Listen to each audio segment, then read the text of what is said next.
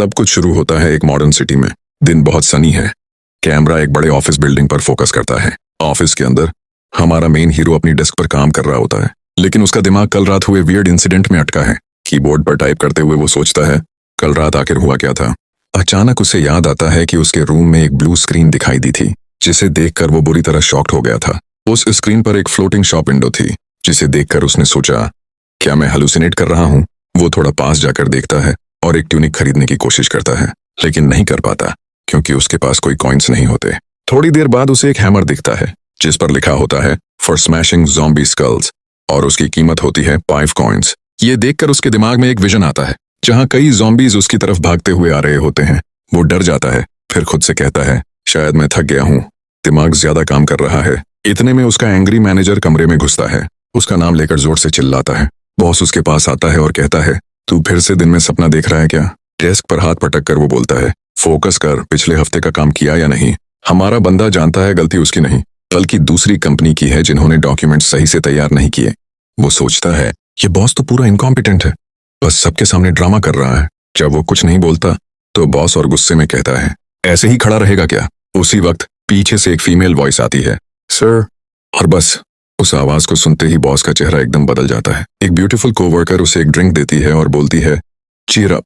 बस लड़की को देखते ही उस आदमी का एंग्री फेस एकदम गूफी स्माइल में बदल जाता है। वो उसका हाथ पकड़कर बोलता है, चलो आज डिनर चलते हैं। ऑफिस के बाद वो पूरी तरह भूल जाता है कि कुछ मिनट पहले वो कितना गुस्से में था।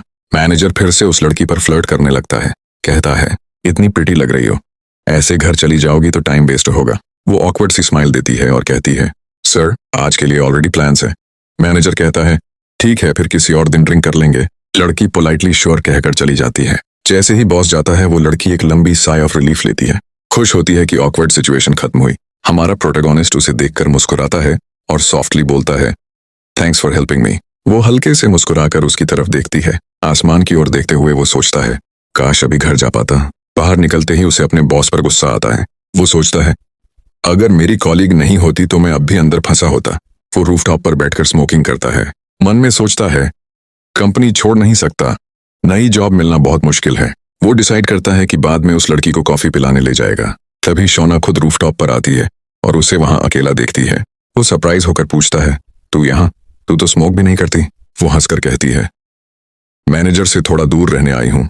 क्लाइंट गायब हो गया है और अब वो सब पर गुस्सा कर रहा है।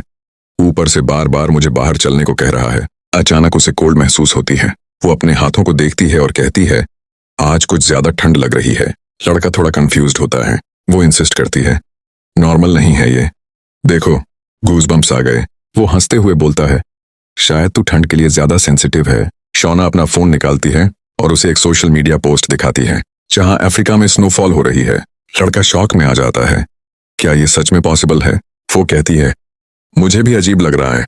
तभी दोनों के फोन्स वाइब्रेट करते हैं। एक कोल्ड वेव वार्निंग आती है, वो भी समर के बीच में, और तुरंत उसके बाद एक और इमरजेंसी अलर्ट आता है। वो अलर्ट पढ़ते हैं। उसमें लिखा है कि अचानक टेम्परेचर गिरने वाला है। दोनों सोचते हैं, जून में कोल्ड वेव, इम्पॉसिबल। अचानक एक स्मॉल स्नोफ्लेक उसके हाथ पर गिरता है। लड़की कांपते हुए कहती है, इतनी कोल्ड हवा क्यों है। वो अपने हाथ में पड़े स्नो को देखकर एकदम शॉक्ड रह जाता है। दोनों आसमान की तरफ देखते हैं और यकीन नहीं कर पाते कि वाकई समर में स्नो गिर रहा है। रात तक वो पूरा सनी सिटी अब सफेद बर्फ से ढक चुका होता है। ऑफिस में वापस लड़का एक वार्म ड्रिंक लेता है और सोचता है, लगता है दुनिया सच में पागल हो गई है। जैसे जैसे ठंड बढ़ती है वो जल्दी से अपना सामान पैक करता है और होम निकलने का फैसला करता है। वो एलिवेटर के पास पहुंचता है, देखता है पैनल पर 6th फ्लोर लिखा है, तो वो नीचे जाने के लिए कॉल बटन दबा देता है। लेकिन एलिवेटर मूव नहीं करता, तो वो फिर से बटन दबाता है और सोचता है कि शायद ये टूट गया है। अचानक एक तेज आइसी हवा का झोंका उसे लग जाता है, जिससे वो खुद को गले लगाता है और ठंड की शिकायत करता है। स्टेटस विंडो उसके दिमाग में खुली रहती है, तो वो डिसाइड करता है कि जल्दी निकलने के लिए स्टेयर्स से ही जाएगा। जैसे जैसे वो नीचे उतरता है वो ठंड और इस पागल मौसम को कोसता जाता है। अपने फ्लोर के पास पहुंचकर उसे पीछे से एलिवेटर डोर्स के बंद होने की आवाज सुनाई देती है। वो पीछे मुड़कर देखता है कि दरवाजे खुल रहे हैं और सोचता है कि क्या एलिवेटर सच में खराब नहीं था। दरवाजे बार बार अपने आप खुलते और बंद होते हैं और जगह की खामोशी उसे अजीब लगती है। अचानक सारी लाइट्स चली जाती हैं और पूरा कॉरिडोर अंधेरे में डूब जाता है, जिससे वो बहुत नर्वस हो जाता है। उसे लगता है कि सिचुएशन खतरनाक है, इसलिए वो अपने सामान को भूलकर बस जल्दी निकलने का फैसला करता है। थोड़ी देर बाद उसे ऑफिस के अंदर से मेटल घसीटने जैसी आवाज सुनाई देती है। उस आवाज से उसके शरीर में सिहरन दौड़ जाती है और वो डिसाइड करता है कि उसे अपना सामान लेकर तुरंत निकल जाना चाहिए। वो धीरे धीरे डार्क ऑफिस में कदम रखता है ताकि अपना सामान लेकर जल्दी निकल सके। वो महसूस करता है कि माहौल बहुत अजीब है और उसे याद आता है कि टेरेस पर जाने से पहले वहां और भी लोग थे। वो अपने डेस्क पर पहुंचता है तो देखता है कि सब कुछ बिखरा पड़ा है और सोचता है कि आखिर यहाँ हुआ क्या। उसे लगता है कि जगह को किसी ने बहुत जल्दी में छोड़ दिया है और वो किसी को पुकारता है। वो अजीब सी आवाज और बिखराव उसे बहुत खराब फीलिंग देती है। तेजी से निकलने के लिए वो अपना बैकपैक उठाता है ताकि अब निकल जाए। उसी वक्त पीछे दीवार पर एक डरावनी परछाई दिखाई देती है। वो डर कर तुरंत पीछे मुड़ता है ये देखने के लिए कि वहां कौन है। मीटिंग रूम की तरफ देखते हुए उसे महसूस होता है कि अंदर कुछ है। वो धीरे से वहां बढ़ता है और उसके कदम किसी चीज पर पड़ते हैं। वो नीचे देखता है तो समझता है कि वो एक गंदी आईडी बैज है। वो एक कदम पीछे हटता है और उस आईडी कार्ड को क्यूरियोसिटी से देखता है।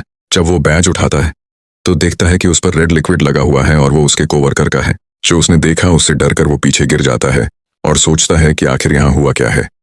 वो घबराकर मीटिंग रूम से रेंगते हुए बाहर निकलने लगता है। उसकी आंखें डर से चौड़ी हो जाती हैं जब वो उस रूम्स डोर को घूरता है। बहुत स्लोली वो ब्लाइंड्स के पीछे से झांक कर अंदर देखने की कोशिश करता है। अंदर कंप्लीट डार्कनेस है, बस 2 रेड ग्लोइंग आईज चमक रही हैं। वो क्रीचर नीचे झुका हुआ है जैसे किसी चीज को खा रहा है। ये सीन देखकर उसका दिल बहुत जोरों से धड़कने लगता है। उसे अपनी आंखों पर यकीन नहीं होता। अचानक क्रीचर अपना सिर उठाता है। उसके मुंह से रेड लिक्विड टपक रहा है और उसके दांत बेहद शार्प हैं। वो लड़का शॉक में आ जाता है क्योंकि वो क्रीचर कोई और नहीं उसका ही कोवर्कर है जो किसी मॉन्स्टर में बदल चुका है। उनकी आंखें मिलते ही पैनिक फैल जाता है। वो भागने लगता है। वो अब एक रियल ज़ॉम्बी के सामने है। क्रीचर उस पर हमला करता है लेकिन वो किसी तरह से डॉज कर जाता है। बस बाल बाल बचता है। डर से कांपते हुए वो चारों ओर एस्केप का रास्ता ढूंढता है। फिर वो जल्दी से एक चेयर पकड़ लेता है और पूरे जोर से उसे ऊपर उठाकर तैयार हो जाता है। डेस्परेशन में वो कुर्सी ज़ॉम्बी के सिर पर दे मारता है। एक जबरदस्त वार। इम्पैक्ट इतना तेज होता है कि क्रीचर पीछे फेंक दिया जाता है। वो मौका देखकर भागता है जान बचाने के लिए।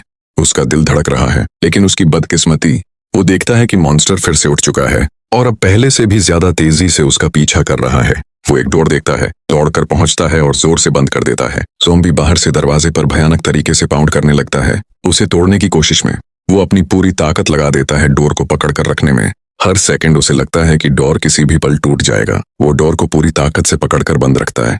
दूसरी तरफ से आने वाली टेरिफाइंग आवाजें उसके दिल की धड़कन बढ़ा देती हैं। अचानक सारी आवाजें चुप हो जाती हैं। वो धीरे से देखता है ज़ॉम्बी अब डार्क कॉरिडोर की तरफ जा रहा है। कुछ सेकंड बाद वो राहत की सांस लेकर दीवार से टिक जाता है और नीचे बैठ जाता है। उसका दिल अब भी फास्ट बीट कर रहा है। हकलाते हुए वो खुद से कहता है वह वास्तव में एक ज़ॉम्बी था। अचानक उसका फोन वाइब्रेट करता है। स्क्रीन पर इमरजेंसी अलर्ट आता है। एक घातक वायरस पूरे शहर में फैल रहा है। वो हेयर पकड़कर चिढ़ जाता है। अब ये क्या नया मेस है। उसे याद आता है वो क्रीचर जो उसने देखा था। वो यकीन से कहता है नो वे, वो रेबीज नहीं था, वो सच में ज़ॉम्बी था। वो फ्लोर पर बैठकर फोन खोलता है। ऑनलाइन फोरम पर लोगों के पोस्ट्स दिखते हैं। हर जगह हमले हो रहे हैं, दुनिया खत्म हो रही है। ये देखकर उसका माइंड फ्रीज हो जाता है। वो सोचता है क्या ये सब उसी स्टेटस विंडो से जुड़ा है जो कल दिखी थी। वो सर्च करता है लेकिन कुछ नहीं मिलता। स्क्रीन फिर ग्लिच करने लगती है। डिस्प्ले डिस्टॉर्ट होने लगता है और अचानक एक मैसेज आता है कनेक्शन लॉस्ट। कम्युनिकेशन खत्म होते ही वो पैनिक में चला जाता है। चेहरा दोनों हाथों में छुपाकर बड़बड़ाता है अब क्या करूं मैं। ठंड इतनी ज्यादा है कि उसके टीथ आपस में टकरा रहे हैं। वो कॉर्नर में बैठा सोचता है शायद मैं ठंड से मर जाऊंगा इससे पहले कि ज़ॉम्बी मुझे ढूंढ लें।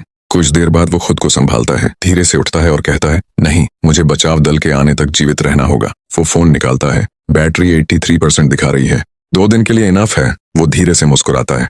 वो फ्लैश लाइट ऑन करता है। स्टेयर्स की तरफ देखता है। अंधेरा, सन्नाटा और डर का माहौल। फिर भी डिटर्मिनेशन के साथ कदम बढ़ाता है और बिल्डिंग एक्सप्लोर करने के लिए तैयार हो जाता है। 7वीं मंजिल पर पहुंचते ही उसे एहसास होता है कि ये फ्लोर कंस्ट्रक्शन टीम का है। वो कॉशियसली अंदर जाता है, उम्मीद में कि शायद कुछ कपड़े या खाना मिल जाए। वो ड्रॉर्स एक एक करके खोलने लगता है, hoping to find something useful. एक ड्रॉर में उसे एक साफ, नीटली फोल्डेड ड्रेस शर्ट मिलती है। वो तुरंत कपड़े बदलता है और खुद को थोड़ा वार्म और कंफर्टेबल महसूस करता है। अब उसका मेन फोकस है फूड। वो कैबिनेट्स की तलाशी लेता है और तभी उसके चेहरे पर मुस्कान आ जाती है। उसे एक बैकपैक मिलता है जो पूरी तरह भरा हुआ है, खाने, पानी और एक ब्लैंकेट से। वो दिल से बैग के अननोन ओनर को थैंक्स कहता है और उसे अपने कंधे पर टांग लेता है। अब उसके पास खाने पीने की चीजें हैं लेकिन उसे एक वेपन की जरूरत है। वो एक रूम की ओर बढ़ता है और दरवाजा खोलते ही चौंक जाता है। अंदर एक सेट ऑफ गोल्फ क्लब्स रखे हैं। वो हंसकर कहता है, बॉस की गोल्फ क्लब्स अब काम आएंगे। वो बैग और क्लब्स लेकर स्टेयरकेस के पास आता है और रात गुजारने की तैयारी करता है। ब्लैंकेट में लिपट कर वो सोचता है, क्या ये खाना 3 दिन चलेगा और क्या रेस्क्यू टीम सच में आएगी। वो विंडो से बाहर देखता है, बर्फ गिर रही है और बाहर की हालत कैओटिक है। सड़कों पर कारें जल रही हैं और हर तरफ ज़ॉम्बीज घूम रहे हैं। ब्लिजर्ड इतना स्ट्रांग है कि उसे लगता है रेस्क्यू हेलीकॉप्टर का आना ऑलमोस्ट इम्पॉसिबल है। वो फर्श पर बैठ जाता है, डीप वरी में डूबा हुआ। सोचता है, अगर रेस्क्यू 1 हफ्ते तक नहीं आया तो। ठंड बढ़ती जा रही है और वो खुद को ब्लैंकेट में कसकर लपेट लेता है। तभी अचानक उसके सामने फिर से स्टेटस विंडो प्रकट होती है। उसे याद आता है कि शॉप में विंटर क्लोथ्स अवेलेबल थे। वो सोचता है, अगर मैं वो खरीद पाता तो कितना अच्छा होता। वो स्क्रीन पर आइटम्स को देखता है और बड़बड़ाता है, लेकिन कॉइन्स कैसे मिलेंगे। वो सिर झुका लेता है, desperately trying to think of a वे।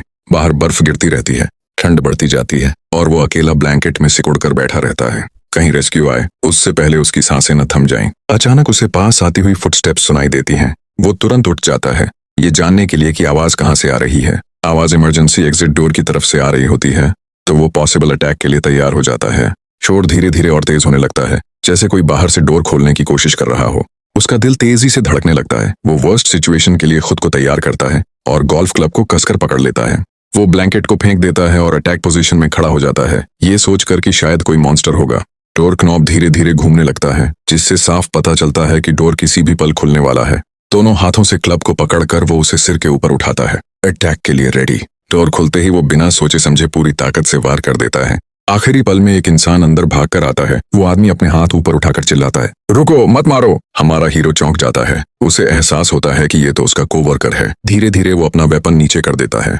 उसे याद आता है, ये वही इरिटेटिंग आदमी है सेल्स टीम का, जो हमेशा परेशान करता था। थोड़ा निराश होकर वो उसकी तरफ देखता है। वो आदमी एक्सप्लेन करता है कि वो ब्रेक रूम में था जब उसे बाहर से नॉकिंग सुनाई दी। वो शेखी मारते हुए बताता है कि उसने दरवाजा अंदर से लॉक कर लिया था, खुद को प्रोटेक्ट करने के लिए। हीरो हंसते हुए कहता है, मैंने तो बस डोर खोला और भागा, इतना सिंपल था। वो आदमी बात को अनसुना करके उसका ध्यान अपनी तरफ खींचता है। वो पूछता है, तेरे पास कुछ खाना है क्या? बहुत भूख लगी है। हीरो थोड़ा शॉक्ड हो जाता है। वो झूठ बोल देता है कि उसके पास कोई खाना नहीं है, इमरजेंसी सप्लाई बचाकर रखना चाहता है, लेकिन वो सिर्फ थोड़ा वाटर ऑफर करता है। आदमी पानी लेते हुए अजीब नजरों से उसे देखने लगता है और थैंक्स कहता है। अचानक वो आदमी उसका हाथ पकड़ लेता है, बहुत जोर से।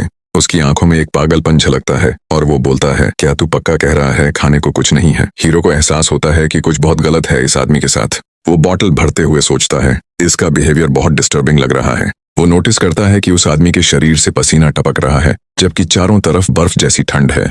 उससे पहले कि वो कुछ समझे, अचानक वो आदमी एक भयानक मॉन्स्टर में बदल जाता है। बिना किसी वार्निंग के वो क्रीचर उस पर झपट पड़ता है पूरी ताकत से, जिससे हीरो एक बहुत ही खतरनाक स्थिति में फंस जाता है। पर रिफ्लेक्स से वो अपने हाथ में पकड़ी हुई मेटल बॉटल उस क्रीचर के चेहरे पर दे मारता है। वो वार इतना जोरदार होता है कि मॉन्स्टर पीछे हट जाता है। इस मौके का फायदा उठाकर वो तुरंत गोल्फ क्लब पकड़ता है और पूरी ताकत से उसे खत्म करने की तैयारी करता है। दांत भींचकर पूरे गुस्से और डर के साथ वो क्लब को उठाता है और मॉन्स्टर के सिर पर एक जोरदार वार करता है। एक ही झटके में वो जमीन पर गिर जाता है, लेकिन जमीन पर गिरकर भी वो क्रीचर अजीब तरह से ग्राउल करता रहता है। उसकी देह अब भी कांप रही है। हीरो क्लब को और कसकर पकड़ता है। उसकी आंखों में बस सर्वाइवल का एक ही इरादा है, अब ये उठेगा नहीं। वो बिना किसी मर्सी के बार बार वार करता है। हर वार के साथ खून और डर का मिश्रण हवा में फैल जाता है।